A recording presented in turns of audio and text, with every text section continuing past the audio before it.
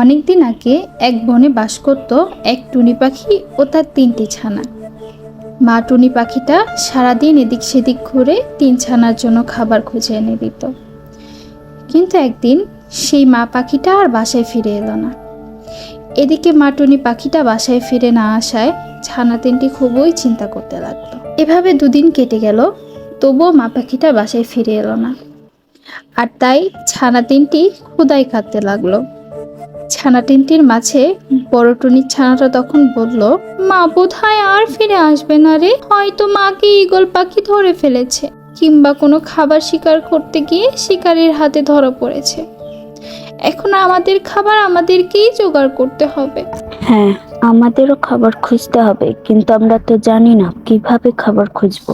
আমরা মায়ের মতো অনেক দূরে যাব, তারপর খুঁজে দেখব কোথায় খাবার পাওয়া যায়। আপু, তাহলে চলো আমরা আমাদের খাবার খুঁজতে বের হই। হ্যাঁ, আমরা যে যার খাবার খুঁজে বের করি, তারপর খাওয়া শেষে আমরা আবার বাসায় ফিরে আসব।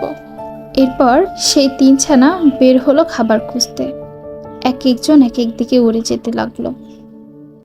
এদিকে বড় ছানা উড়তে উড়তে হঠাৎ করে একটা নদীর পাশে এসে পড়ল।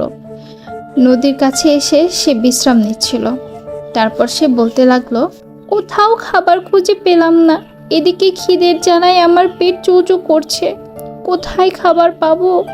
হঠাৎ করে টুনি পাখিটা একটা ছোট্ট পোকা দেখতে পেল। পোকাটা দেখার পর সে পোকাটাকে খাবার জন্য মুখ হা করলো, কিন্তু পোকাটা তার মুখে চলে আসছে না।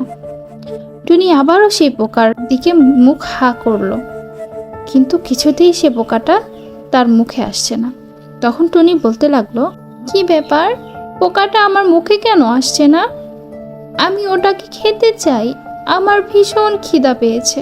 এই বলে টুনি পাখিটি আরও চেষ্টা করছিল সেই পোকাটাকে খেতে।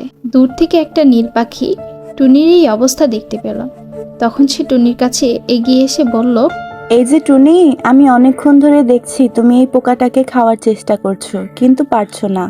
হ্যাঁ, আমি যতবার মুখ হা করছি পোকাটা কিছুতেই আমার মুখে আসছে না। আমি তোমার ব্যাপারটা বুঝতে পেরেছি। তুমি মনে করছো তুমি মুখ হা করলেই পোকাটা তোমার মুখে ঢুকে যাবে, এই তো? হ্যাঁ, মা তো এভাবেই আমাদের খাওয়াতো। এখানেই তো তোমার ভুল হচ্ছে টুনি।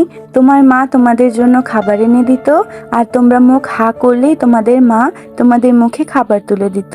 কিন্তু এখানে তো তোমাদের মা নেই, তাই পোকাটাকে খেতে হলে তোমাকে ঠোঁট দিয়ে পোকাটাকে ধরে তারপর মুখের ভেতর ঢোকাতে হবে।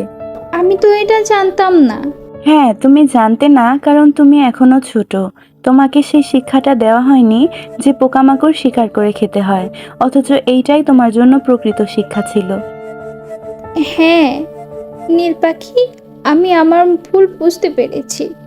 আমি বুঝে গেছি মা চিরদিন সবার বেঁচে থাকে না, তাই নিজেকে বাঁচিয়ে রাখতে হলে প্রকৃতির কাছ থেকে সঠিক শিক্ষাটা ভালোভাবে নিতে হয়। বন্ধুরা, আমাদের জীবনে বাঁচতে হলে যে শিক্ষাটা আমাদের জন্য দরকার সেটা আমরা অবশ্যই শিখে নিব, কখনো অন্যের উপর নির্ভর করব না।